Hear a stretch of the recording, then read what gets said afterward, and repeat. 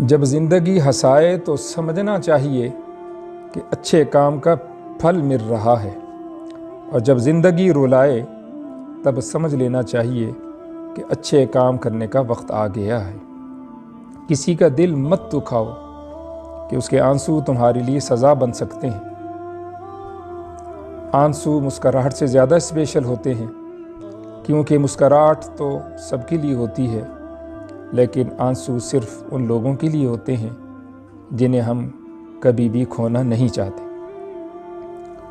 جب تمہارے دل میں کسی کی نفرت پیدا ہونے لگے تو اس کے اچھے کام یاد کرو، اس سے تمہارے دل میں اس شخص کی محبت پیدا ہوگی۔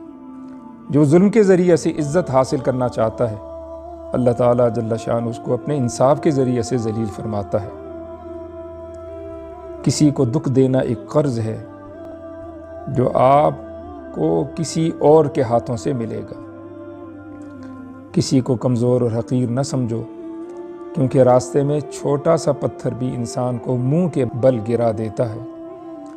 جو شخص تمہارا غصہ برداشت کر لے اور ثابت قدم رہے، وہ تمہارا سچا دوست ہے۔ میں رب سے ڈرتا ہوں، اور رب کے بعد اس شخص سے ڈرتا ہوں جو رب سے نہیں ڈرتا۔ اتنی محنت سے کپڑے دھو کر رسی پر سکھانے کے لیے ڈال کر موڑا ہی تھا کہ رسی ٹوٹ گئی۔ بہت غصہ آیا، لیکن پھر خیال آیا جب ہم اللہ کو چھوڑتے ہیں اور گرتے ہیں تو اسی طرح گندے ہو جاتے ہیں۔ زندگی گزر گئی اپنوں کو خوش کرنے میں۔ جو خوش ہوئے وہ اپنے نہ تھے، اور جو اپنے تھے وہ کبھی خوش نہ ہوئے۔ جن کا بھروسہ اللہ پر ہو ان کی منزل کامیابی ہے۔ کبھی کبھار اچھے لوگوں سے بھی غلطیاں ہو جاتی ہیں، اس کا مطلب یہ نہیں ہوتا کہ وہ برے ہیں، اس کا مطلب یہ ہوتا ہے کہ وہ بھی انسان ہیں، اور انسان نسیان سے ہے کہ ان سے بھی غلطی ہو سکتی ہے۔ اگر ثابت قدم رہا جائے تو راستے خود بخود بنتے چلے جاتے ہیں۔ رشتوں کی خوبصورتی ایک دوسرے کو برداشت کرنے میں ہے۔ بے عیب انسان تلاش کرو گے تو تنہا رہ جاؤ گے۔ برائی کی مثال ایسے ہے جیسا کہ پہاڑ